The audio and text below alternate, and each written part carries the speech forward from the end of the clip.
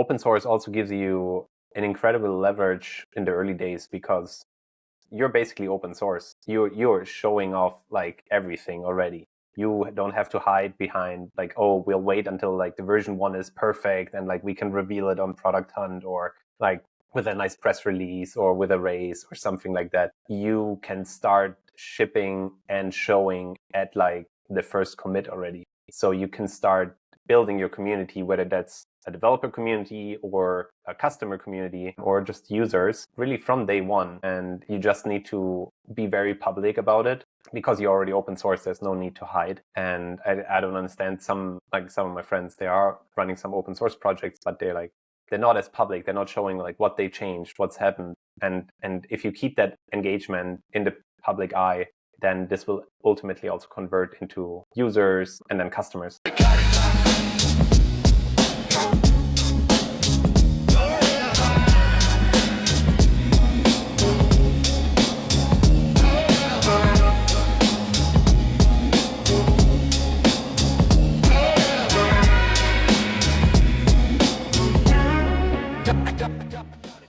Hey everyone, welcome back to the Ignite podcast. Today, we're thrilled to have Marc Seitz on the mic. He's the founder of Papermark, an open source alternative to DocSend that's helping startups share documents more securely and affordably. Before that, Marc co-founded HackerBay, helped launch Intel Ignite in Europe, and has been deeply involved in supporting founders through venture and open source communities. Thanks for coming on. Thanks so much, Brian. Thanks for having me. Yeah, so what's your origin story? Well, it's pretty typical, I guess. Went the traditional route through university. I actually didn't do anything related with computer science. Kind of got into that a little bit later. But primarily, I think what really got me excited about startups and software was attending hackathons. So kind of taking on this like non-traditional career path in a way, where you didn't go to McKinsey 4 years after university and then another 4 years in a big company and then maybe start a company after that. I kind of just like dove head in first through hackathons and then making that kind of a business and starting a company right after university. That's amazing. So you actually studied physics and then later moved into software, which is actually a more common path than you would guess. And, in software, I meet a lot of people who did, theoretical physics and really smart people. And then you kind of learn how complex big data can be in AI, and you kind of move into that. What was that transition like? Yeah, it's interesting. You wouldn't, if you haven't gone through that path, you wouldn't expect that there's actually this, physics to software pipeline. But I think having gone through it, I know why. Just because physics, it's such an interesting field, but it takes so long to get to an actual result or a success moment. Whereas in software, you write a line of code and whether it works or it doesn't work. So you have that instant gratification basically when writing software. And with physics, whether you're on the theory side or on the physical side, you need to run experiments, you need to wait on data, you need to wait that, I was doing cosmology. We were getting 10-year-old data from the Hubble telescope, where we have to wait until they actually produce a new telescope that it can send to space, that it then transmits new data back, which then will be outdated by the time it's on Earth. And so that's very frustrating in the field of physics. So software was just kind of made sense. We used a lot of data that we have to do crunch together. And doing it with software is a million times better than with Excel. So it made a lot of sense to kind of dip my toe in and then just build out products and find that path to success much faster. Yeah, and I love that phrasing, you get the instant feedback. I remember when I came from finance into tech. Oh, yeah. And so, I was running Monte Carlos with software and stuff like that. So very statistical and kind of deep in the data. And when I got into software, I'm like, okay, I better learn to code. So I took the CS50 course where you build the Google search engine in Python. And I just remember thinking this is amazing. I just built this thing that everyone uses. And it, took me a couple weeks. Yeah. I mean, obviously it didn't take them a couple weeks 25 years ago, but that was my experience. I was like, wow, this is very powerful stuff that you can just manipulate some blocks of code and some characters on a screen and really add so much value to people. That's so true. I mean, especially in finance, though, you also have that direct feedback. I mean, more on the trading floor than on kind of the analytical side, but still, you at least work with real-time data. That's a big. I was actually doing mortgage-backed securities in the bubble of 2007. Yeah, we get instant feedback, but it was garbage in, garbage out in the models, right? The clients would tell us, hey, these loans will default at 8%. I'm like, no, I think it'll be higher or lower. Yeah. Yeah. But you basically, they told you what the assumptions were, so they could get the numbers that they wanted, which is really, really crazy. And then, so tell us about HackerBay. What's that, and what was the story there? Yeah, so HackerBay was the first company that we founded, built off of kind of like our involvement, like my co-founders and my involvement in hackathons early on, where we just saw that there's these like incredibly talented individuals that also didn't go that traditional career path where they went to high school, then university. So it's kind of the first time where we really came in touch with like, dropouts, which is so common now in like San Francisco. If you look on Twitter or something on X, everyone's a dropout, high school dropout, university dropout. But It's back at it's the such a hackathon, trend right now. Like I feel like yeah, now more than any time in the last 20 years in the Valley, there's just dropout culture. I have a YC focused fund, so I invest in a lot of YC companies. And this last batch, I invested in a founding team that were 17-year-olds. They dropped out of high school. that's crazy. They decided to like forego their senior year, get into YC, and they have crazy traction, and they're awesome, math Olympiads, like really smart kids. And here they are just hacking together something that's really useful for society. If you look at the data recently, I think I was watching this on, I think multiple podcasts, like the Allen podcast was discussing this moonshots, is that the perceived value of a college education has dropped precipitously in the last, call it 10 or 15 years. So a lot of kids are just going, you know what? I can use Replit and Cursor and things like this and just go hack something together and go solve a problem. And it's such a green field with AI right now. Oh yeah, absolutely. I mean, just a kind of like practical experience trumps like anything theoretical. I mean, I wouldn't probably recommend dropping out of high school, my Pretty daughter, bold. just yet, but I mean, she's not even in that age yet, but I do think about that, like Yeah. when At least complete. I like, mean, you could drop out, do your GED. If you're a senior, if I have two boys and a daughter. If my oldest son, he's a sophomore now, so in a couple of years, he's like, hey, Dad, I got this like software thing, and it's generating $30K a month in revenue, and it's growing really fast. What should I do? I'm like, just go for it. Yeah, no, 100%. And then it's going to be really interesting. So, I mean, I have still a couple of years to go. So in 20 years or so, she will be making that decision, or maybe in 18 years.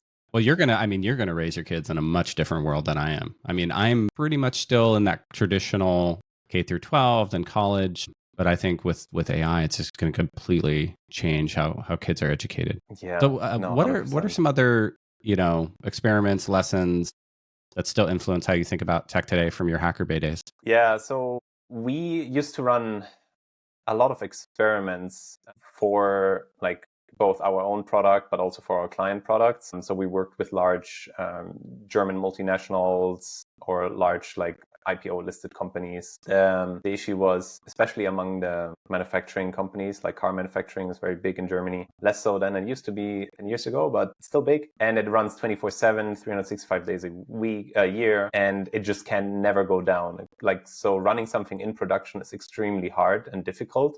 And even pushing that or suggesting that to management is just a non-starter. So what we did is like we used to build like replicas of their like production lines, and we would run like tons of experiments, micro experiments basically. And we built our own experimentation platform around that, where we could easily deploy something in a sandbox, see the results like in a much faster time span than it would have taken us to get like real data from a production facility. It wasn't as appreciated as it probably is now, or like in between, but it was like we built something like really incredible there that we then can also apply to different like software companies or software products that we were building afterwards. And for us, what stuck in mind was always this like hackathon, like this 24-hour hackathon mentality.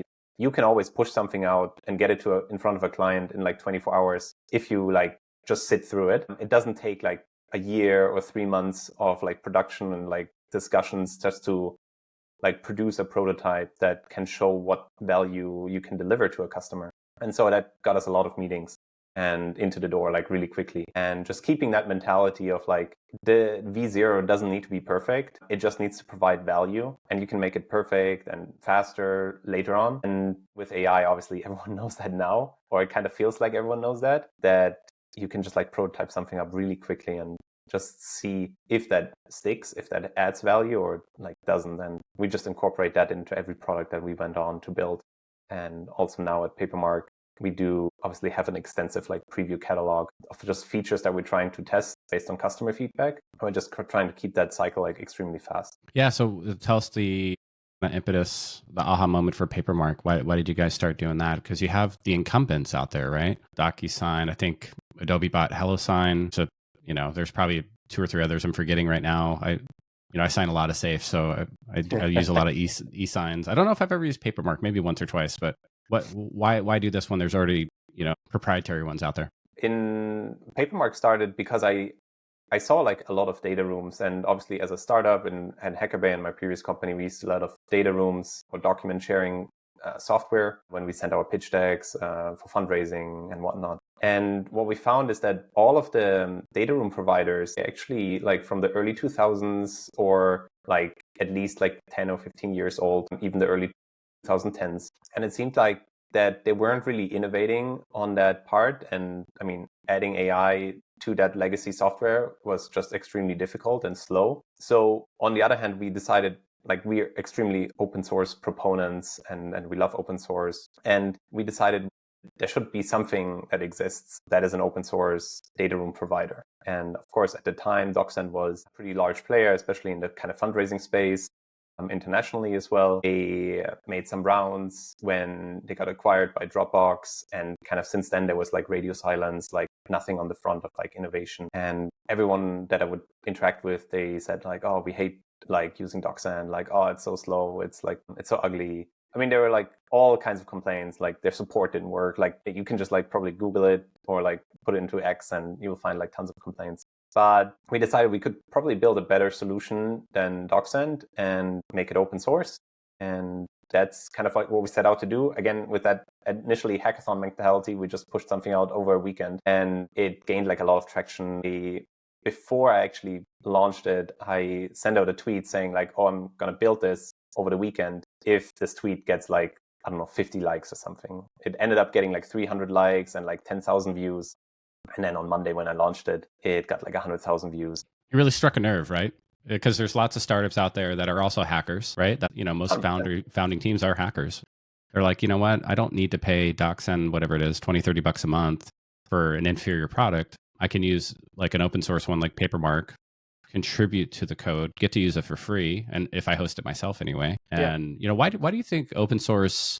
Do you think open source eventually wins all software categories, or are there some software categories where open source just can't win? I think about this a lot as an investor because I see a lot of pitches, and I see the vertically integrated one. We're going to host it, we're going to sell it. We have an enterprise sales motion or PLG motion. We're not going to open source. And then I see the other way. Hey, we're going to go after the open source. We're going to go bottoms up. We're going to get a bunch of developers using this. How do you think about that? Like put your like VC cap on for a sec. I think it makes like 100% sense for a developer focused tool to be open source or open source first, and then kind of like add on enterprise features or a hosted version afterwards. Kind of like get in the door, get developers excited early on, and then kind of upsell into the organization. So 100%. Like if you're but at some level in the stack, you guys are way up here at the application layer. So why are you guys being successful up here where usually it's down here at the infrastructure layer where open source usually thrives? Yeah, it's interesting. So our program, like, we sell into enterprises, of course,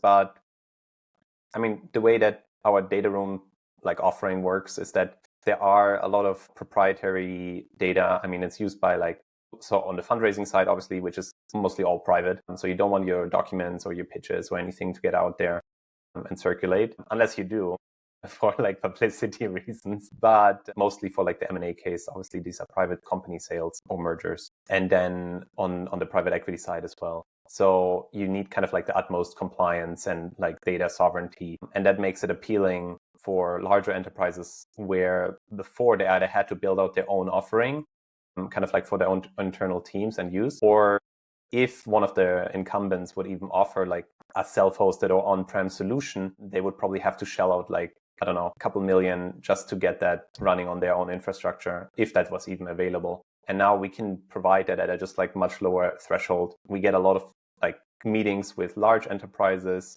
just because of that aspect of being open source and self-hostable. They still don't want to like host it by themselves, but they want that managed on-prem solution just because they vet already the infrastructure. They don't need to vet like just another software startup on the internet. And then I think it's also like in terms of like being open source also has that effect of like, of course, added security, where you can see the source code. You can see if there's something like bad going on, like what's happening with my data that I'm uploading. Are there some like third-party tools that are listening in or not?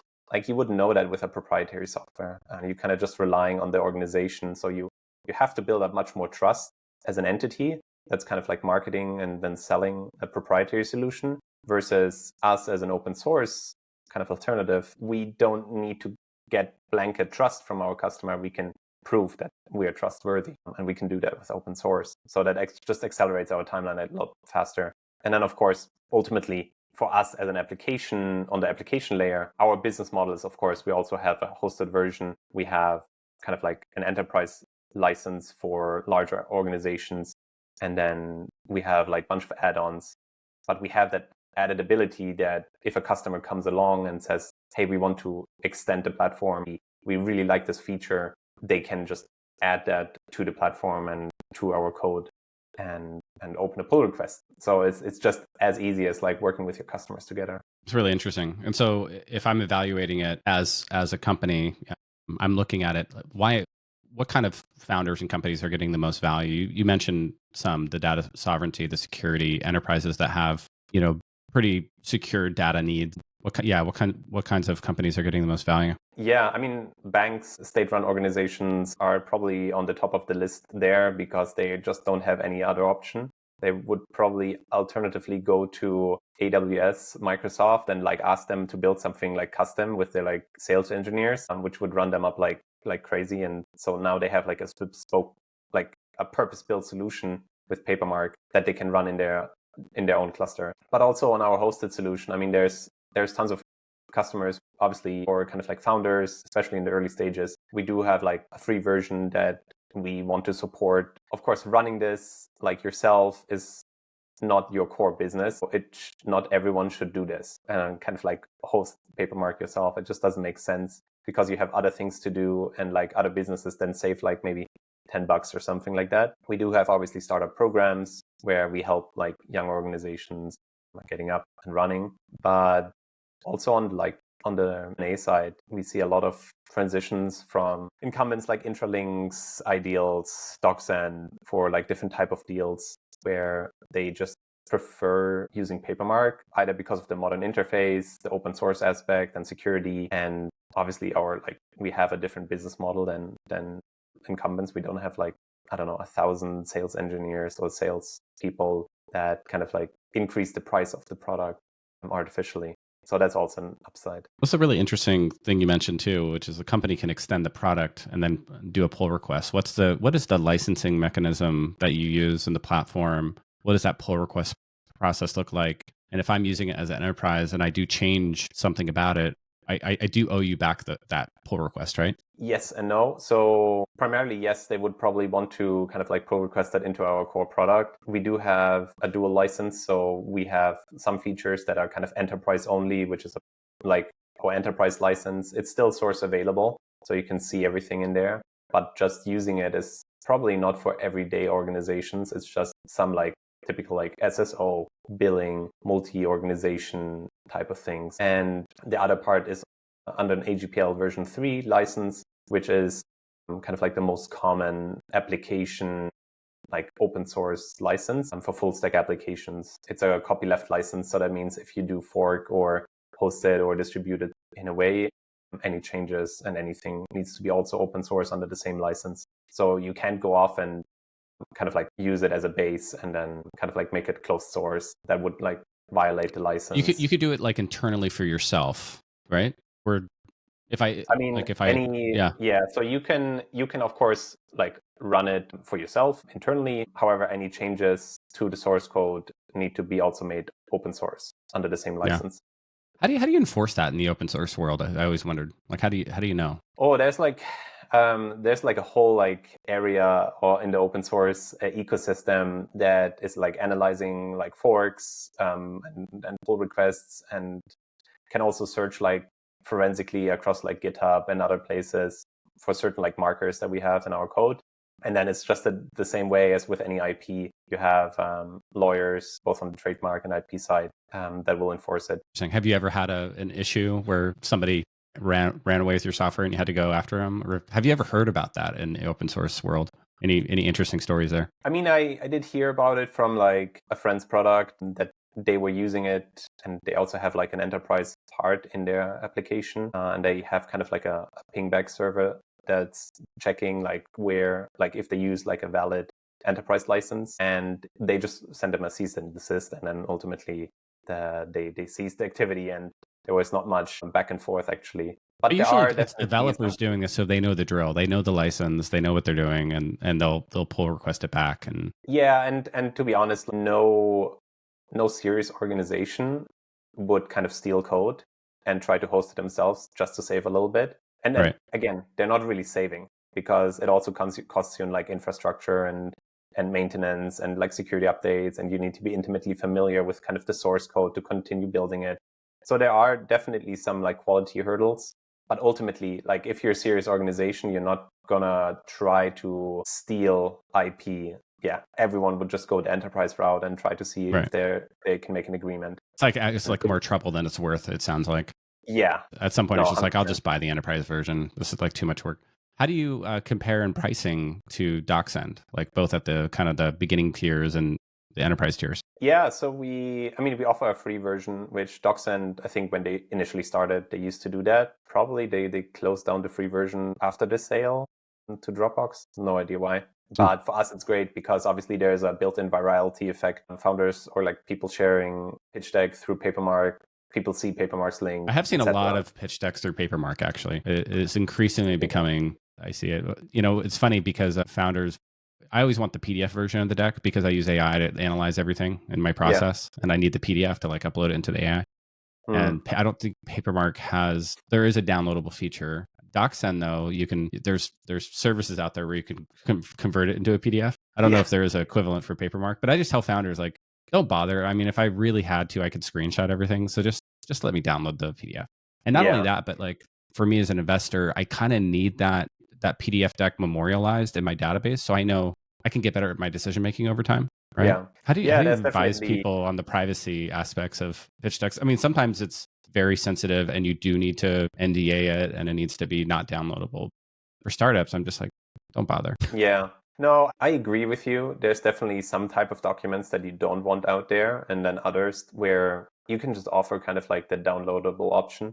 I think the only value ultimately then comes from being able to kind of see that, you know, actually, hey, Brian looked at the document and like, okay, like it didn't just like end up somewhere in the ether, like got lost, like my email didn't make it, but he actually saw it. And that's already like really valuable feedback at that stage of the startup. Having you download it, I mean, that's obviously an option that they have that they can turn on in Papermark. But yeah, back to the kind of like comparison, we initially like position ourselves like very heavily against DocSend. And, you know, there's obviously, you know, coming in as in like from zero to being the alternative, you have to have that like feature completeness up to like, I don't know, at least like 95%. So until we got there, and now we probably exceeded it in several features like that DocSend just doesn't offer yet. And so we're looking towards like the next Incumbents and other use cases. So more so than like on the fundraising side, we're now focusing more on kind of providing like data rooms, secure data rooms. And here, most of our competitors are like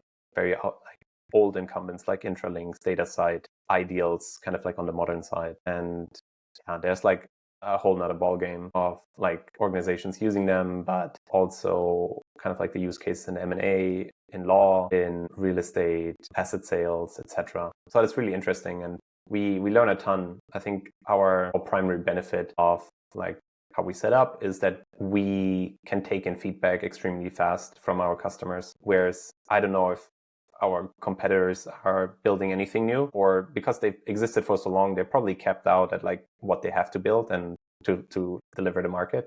Of course, their products are extremely complex now, but when we hear back from customers, like we can reply within like half an hour of them. Not only that, but your customers can just go, hey, I noticed this thing was missing. I built it. Or like that. Here's a pull request.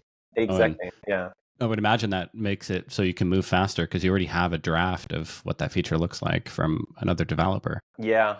And it will be really interesting kind of incorporating that more into the, like with an AI context. So I don't know, I'm just like spinning here, but imagine like in the application, because there's obviously non-developers as well, but in the application, you could have something like suggest a feature, and it's connected to like Codex or Cursor agent or something that's on our end directly piped into our GitHub. And they could just like describe the feature, maybe with screenshots or something like that. And they could actually contribute to that feature like as a non-developer. That's a really interesting idea, kind of the vibe coding of open source software, right? And you get these semi non-technical or non-technical users are like, hey, I really wish it would do this. And so you describe it to like a cursor like agent. Yeah. And then it goes and gets the feature kind of working. You're like, yeah, that's exactly what I need. And then can you send that back to Papermark now? Is for sure that it's like it becomes personal software, right? Like it becomes a one-of-one. So you describe like what you want to see, and like Papermark transfigures or transforms into exactly your use case. I mean, that's probably a far reach for us, but I mean, it's good to be ambitious. But no, yeah, we're building it's an interesting thought experiment. As well. Yeah, it's an interesting thought experiment. I wonder, as we look forward with AI and agents and Cursor, Windsurf, and other platforms like that, I wonder if it's accelerating. I know it's accelerating startups and their ability to deliver value faster, but I would imagine that the same is happening in open source as well. Or do you see a lot of like AI slop kind of being pull requested in? Yes and no. I think there are these review agents that are really good now. So they filter out a lot. So if it's like junk, they can already review it like without me even looking at it, and then send a reply and ask for like an update or send some comments. So that takes like a lot of the kind of like maintenance overhead that used to be for like open source maintainers an issue, and that takes that away. But yeah, generally across, I think I saw it on like Mitchell Hashimoto's terminal, like Ghosty. So he built like this, the founder of like HashiCorp. He built this like terminal, and it's open source. And he explicitly wrote in his contribution guidelines, like you need to kind of like mark whether this was written with AI or not. So that I guess by default, he will like evaluate something written with AI just like differently. And that's very interesting. And I think there's interesting. So you got to put a little comment string around the code block and say, hey, this is actually AI generated. Yeah. And I mean, right now the lines are blurred, right? You don't really know what's like, whether it's text or code, like what's written with AI, what isn't. But I feel like I would imagine Cursor should build something like that in and say, hey, this is AI generated and untouched by humans. Reviewed, fine, but still untouched. Like this is like this whole block was generated. And then as soon as you go in and edit the block, you could say now, generated by an AI, edited by a human. Okay, that's a different code block versus, okay, this is like a human written code block. Yeah, that's interesting kind of use cases. Yeah, I think also, I feel like GitHub should do a lot more. I mean, they sit at the source on the infrastructure side. They could do a lot more than they're currently doing. But then, yeah, ultimately you'll like, is it valuable to know that it's like written with AI, and like, does it change anything really? Like, would you have written it better? Maybe, but like, would it take you longer? Definitely. So it's all about like, how much value are you delivering, and like, how much effort does it require? I think there's always these two trade-offs, no matter what. Speaking of trade-offs, I mean, startups are facing this trade-off when they use something like you guys, right? Or open source generally, between control and convenience. How do you see open source tilting that balance? Yeah, that's a really good question. I do definitely see that they actually don't have to be mutually exclusive. I mean, deploying something obviously requires trust in a way. So you have that convenience factor of using a SaaS, right? Like something where you log in, like all you need is like your email or password, or like just the email, and then you get like a link to log in. You can use it if you trust the company, trust that they're doing well by your data. You probably don't need anything else. In terms of control, like especially when we're talking about like very sensitive documents or data sovereignty, I mean, we have that in Europe, right? Like everyone's talking about like hosted in Europe. Especially now, there's so much marketing happening with like, oh, we're hosted in European servers. And like before, it was all about like, oh, we're hosted on German servers. And now Europe is good enough. It don't even need to be hosted on just Germany. But you definitely have tooling available, whether it's Docker, but also like cloud platforms make it extremely easy to deploy containerized applications nowadays, so that it feels like you have something that can be deployed easily and still have that benefit of convenience, while being kind of the owner or controller now of your of your own instance. And I mean, we saw that with like Vercel, just making it easy to deploy an application. There's Railway, which is a great application, kind of like took over. I think I would say it's like the natural like successor of like Heroku back in the day. And Railway just makes it super easy to deploy all these different assets. Yeah, so there are like no longer these like massive trade-offs that you used to have before, because ultimately there's also not much magic. And then you have AI, of course, as the glue, like for any kind of missing content and information that can help you figure out the rest. Yeah. Have there been any surprising features that have been pull requested in from the community where you're like, wow, we didn't even think of that. That's really useful. I mean, surprising, there were definitely some like unusual requests that we wouldn't have thought of. I don't know if they were so valuable at the time. One of them was like just completely making the UI like customizable. So kind of when you share a link to Papermark, like a document or a data room to Papermark, you have kind of like this very like a form almost, right? Where you fill in your email, your name or something like that, a password maybe. They put in like a pull request that would kind of like take the whole thing and just make it customizable, kind of like a Webflow where you could drag and drop different components on the UI. That would like, I mean, on one hand, it's really nice to have that, but this introduces like so much complexity into a product that is like tries to be relatively simple on both ends, the receiver and the sender. And we just didn't want to get into kind of like the website builder complexity just that early on. We know we want to support customizations, but that was just like taking it out of to the extreme, I think. Yeah. And Yeah, that was going to be my next like follow-up question is how do you handle pull requests that create technical and product feature bloat, right? Because this is something I was a product manager for 7 years on 3 different products. Well, that's at a high level, probably a lot more than that. But this is something you constantly wrestle with as a PM. You're just trying to think, okay, what percentage of users will use this, and like what's the carrying cost of this over time? How do you guys wrestle with that in the open source world? Yeah, I think not so much different than like a PM in an organization. You're basically the product owner, the product manager, like you're everything in one person when you're an open source maintainer. It helps if you have like co-maintainers for sure that kind of like can review code and like can make sure that everything is kind of aligned with the general roadmap of the product. But of course, you want to also stay open to new like commits and to new ideas. So I think it's a lot on making sure you're compassionate with like the person who's actually contributing, because they are obviously not being paid to do that. It's either they're doing it for some reason, either they want to experiment and like test out their skills while building this.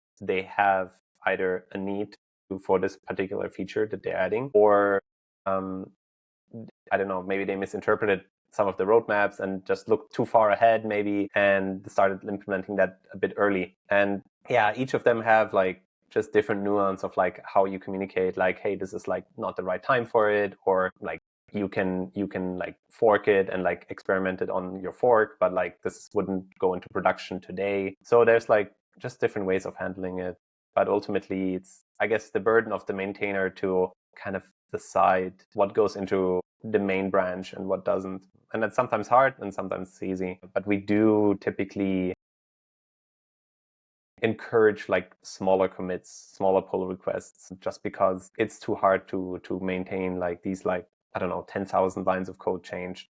It's just really hard to review. And then it's also sad because like it takes time for us to review. That means maybe the maintainer has moved on if they're not, maybe the contributor has moved on if there's a lot of drive-by contributors. They just see a project, maybe they like it, they throw off like a contribution. Sometimes it's half-assed, sometimes it's like valuable. But if they're not really committed or in it, then if the pull request takes too long, then they might just not be there to make any updates when we review them. And then it just can't go into production because we're not going to sit on that. So we'd probably defer it or just keep it around. Maybe they come back and then, yeah.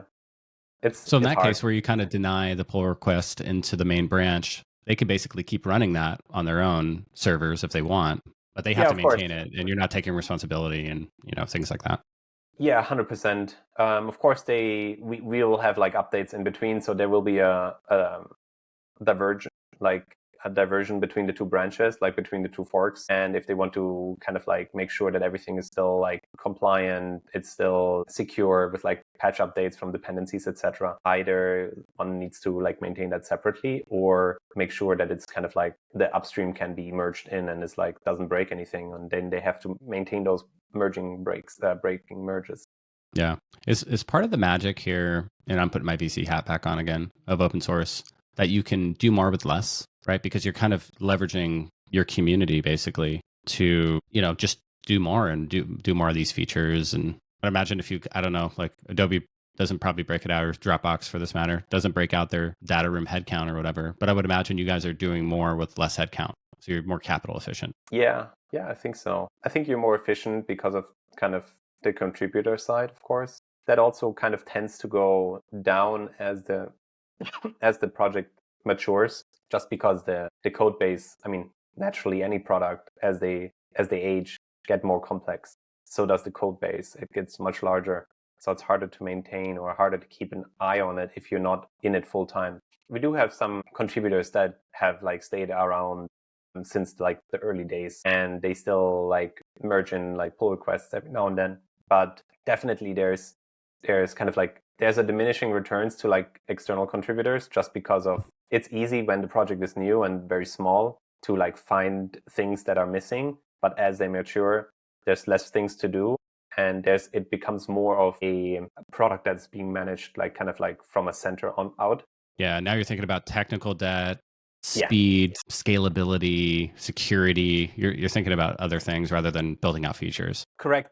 But then also on the other side, open source also gives you an incredible leverage in the early days, because you're basically open source. You're showing off like everything already. You don't have to hide behind like, oh, we'll wait until like the version 1 is perfect and like we can reveal it on Product Hunt, or like with a nice press release or with a raise or something like that. You can start shipping and showing at like the first commit already. So you can start building your community, whether that's a developer community or a customer community or just users, really from day one. And you just need to be very public about it, because you're already open source. There's no need to hide. And I don't understand some of my friends, they are running some open source projects, but they're not as public. They're not showing like what they changed, what's happened. And if you keep that engagement in the public eye, then this will ultimately also convert into users and then customers. Yeah. So yeah, that's also something that open source gives you, where as a proprietary software, obviously you're not, maybe you ship a website with a waitlist or demo, but like everyone hates those. Like nobody wants to like see a demo or like register to like try a demo. I want to use the especially developers, right? They're just like, let me get in the code, check it out, use it. Yeah. Business users are a little different, right? They're just like, yeah, just give me the product. I just need the problem solved. But developers are like, give me the tools so I can see how the tools work, before I, go hammer the nail into the wall. I want to like evaluate the hammer and the wood on the hammer and like the shape of, the alloy used in the hammer. Business users are like, I just need a hammer. I just need this nail in the wall, right? Like, I don't care how the nail gets into the wall. I just need the nail into the wall. True. Different kind of audience. So where do you see Papermark going in the next 3 to 5 years? Yeah, I touched on it a little bit. I mean, there's obviously, we deal with like document space, secure documents. And if we learned anything from the last 2 years with like RAG and like agentic RAG, it's definitely the place where we're perfectly positioned to offer some kind of like AI search on top of your data rooms, on top of documents. You mentioned that you like the PDF because you can like then analyze it with AI, whether that's in ChatGPT and have a record of it too. When I pass on a startup and they're successful, I want to go back and go, what did I miss here? And vice versa. When I invest in a startup and they don't do well, I'm like, what did I miss here? And having that PDF in the data room memorialized sitting in my G drive somewhere allows me to go back and say like, what did I miss here? I've noticed this with YC founders. They send out PDF decks. They don't do DocSend or any of that. They're just like, they must be coached from YC. Just shoot Probably. the PDF. Yeah, probably. And this is kind of like my follow-up question too, which is data ever really secure? Because you think about like data sitting in a data room, right? Let's say like, okay, yeah, like you have RBAC and, some NDAs, whatever, password wallet, right? To get in and look at the data. Let's say you make it not downloadable, right? This is the problem I was describing. But like I can take screenshots. Is there technology to prevent me from taking screenshots on Windows? Probably not. I mean, there is actually, but On Papermark though? I mean, we have some like experiments that we're running to prevent screenshots. But then I could just take my phone out and just take a picture. That's for sure. You know, 100%. So like, and then you think about, okay, like, well, I just don't want people using the data. That's a viable use case, right? Like it's a bunch of stuff in a CSV or an Excel, and it's pretty important data, and I just don't want you to be able to download that and use that data. I think that's a valid use case. But again, screenshot, take a picture, run it through AI. They'll recognize, you know, all the numbers on the screen. Maybe you can't like get all the underlying formulas and all the cells. I mean, there's I think two different like applications to using kind of like a tool like Papermark or any of our other competitors. One is, of course, you kind of like don't trust the other party like by sending them. I mean, there's like a trust issue, right? Like you don't want them to like go off and like see the deck or something like that, or the particular document. Doesn't need to be a pitch deck. It can be just any document. And then you want to gate that as much as possible so that you, whenever it's being seen, at least you have that information. And then even if they were able to like screenshot it or download it or something, that's, I guess, a calculated risk, because the alternatives, you just send a PDF, right? And then it's just somewhere. The other part is really the audit log. So especially in the M&A context, you need a data room because you need to prove in a sale that, you know, the buying party, their lawyers or anyone on their team have actually seen the documents that you shared with them. So you need that proof of record that they looked through the data room, that they've seen all the pages on the documents. And if you can prove that they haven't, and then later on they, you know, there's a retention period, typically like between 3 and 5 years. If they can try to go back on the deal or sue you over something that they think you omitted, and you can prove that you actually didn't because you have that audit log, nobody cares if you took a screenshot at the time of viewing it, because all they care about is like, did you actually look at that page or not? And so that's really where the value comes in, using a Papermark software. And back in the day, I mean, you would have like tons and tons of like folders in a room, and like all the lawyers would log in for like a week just to go through everything and make sure that they have seen everything, because there were no such like periods where, because if the seller said, okay, here's all our documents, and the lawyers said, oh, but we're missing something, then it's like they're bad. Yeah. And now with software, it's a little bit more easy to track all of that. And do you allow e-signing inside the platform now? So we don't have signatures yet. It's something that we're launching towards the end of the year. It's probably, there are some requests for it for sure, but everyone also has like a standalone tool for it already. So everyone has like DocuSign, HelloSign, Dropbox Sign. You know, there's like there's a bunch of them, as many tools as there are data room providers, probably. Everyone doing something. I mean, there's also great open source tools for that. But it's something that would fit very nicely into our product. We're prioritizing AI. Especially if you have to get somebody to sign and say, hey, I reviewed the data room, or I reviewed the documents here, and I'm signing to say, yes, I definitely did that. I see that as a logical use case. Where do you think open source is going in the next 3 to 5 years? How do you see the future of open source? I think there will be just much more open source code. But I always think that even like before the AI wave or the vibe coding age, it will be non-obvious, because the code will be obfuscated with like in chats or behind tools like Lovable or like V0. So you'll still have that open source code, but it will be made into like it will be shown as like English language or whatever language vibe coding tools can speak. And then there will be a path, I think, from these chats to like a repository, but it will look a little bit different than I think the last 20 years or so, where you open a new repository in GitHub, give it a license, commit your code into it. I think the next wave of like open source will be from these vibe coding tools. They will mature. They will not be just vibe coding tools anymore. You can build like proper software, end user software, personal software that has a database, that has some like consistency and persistence, that has authentication. But the software underneath, I think, will be open source because it's generated by a model. So like, who owns it really, right? And I think the one that will be successful is the one that lets you basically iterate on someone else's chat and just fork it and like make it your own. And then you basically create a new repo inherently. And I think that's just like, I don't know, that's just like where it's going, I think. What about startups? If you had to look in your crystal ball on a tectonic shift in the next 5 years in startups, what do you see? I think we will see there's definitely this wave of like observability in like LLMs. I think that's still very strong. And it's still not perfect. It's still like, it should be in every tool, like by default, because you need to know what's happening, what requests your customers are sending. And it's still like non-obvious how to do that. There's some companies in that space that are really exciting. But yeah, looking out a decade, I think there will be a convergence of like tools. I think anyone that can build like everything that's great is like, if you can build something where other people can build on top and like make money off, that's a great business. Like think of obviously Airbnb, like you have an existing asset and you can like charge rent for it, or like Uber, right? You have a existing car, you can charge, like you can do rides with it. And I think the Lovables and V0s, they in that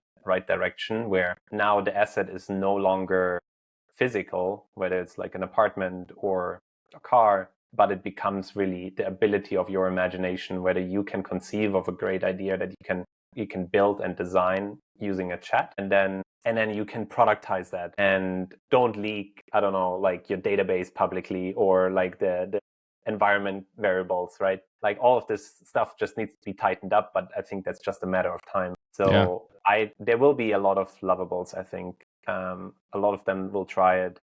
I don't even know if Lovable will succeed. It will probably succeed in some way. Yeah, it could be the AOL of exactly. code gen. It could be just the first version of it, right? Yeah, the MySpace. The space is extremely interesting. It's just really hard to see at such an early stage, like especially at the YC stage, right?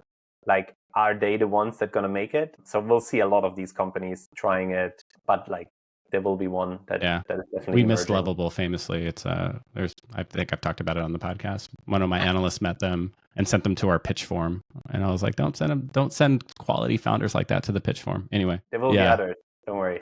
Oh yeah, that's definitely in my. I didn't pass on it though. At least I just missed it.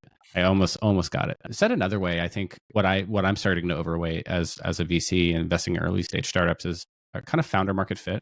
What's your domain knowledge? Because you can go build stuff so fast now that it's really like, do you understand the problem really deeply? And having that domain knowledge, that understanding of like, what are the pain points here in this vertical or this segment of the market, and being able to go tackle that problem with the technical co-founders, like I think much more important than it was 10 years ago.